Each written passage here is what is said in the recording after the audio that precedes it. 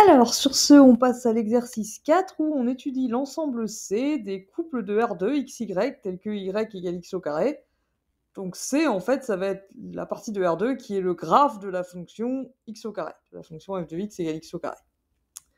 On commence par représenter ça graphiquement, ça va être une brave parabole comme vous savez faire depuis bien longtemps.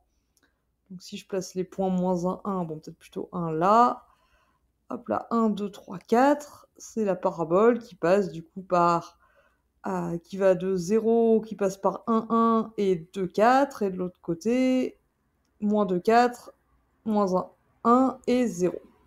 Bon, en gros, elle est un peu moche, mais ça ressemble à ça.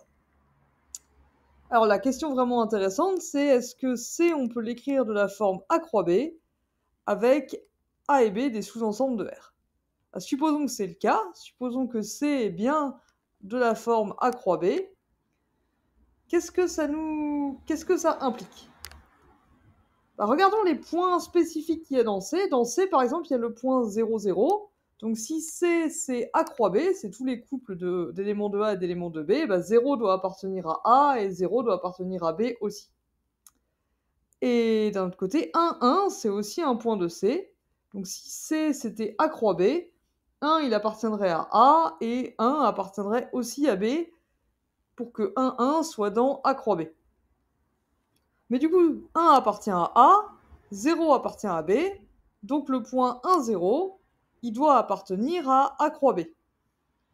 Et le point 1, 0, c'est lui là, ce point-là, il n'est pas du tout dans C.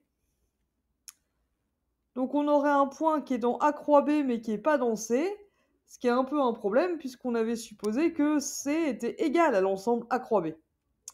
Donc on obtient une contradiction, et on en déduit qu'en fait, c'est pas possible que C s'écrive de la forme A croix B avec A et B des sous-ensembles de R.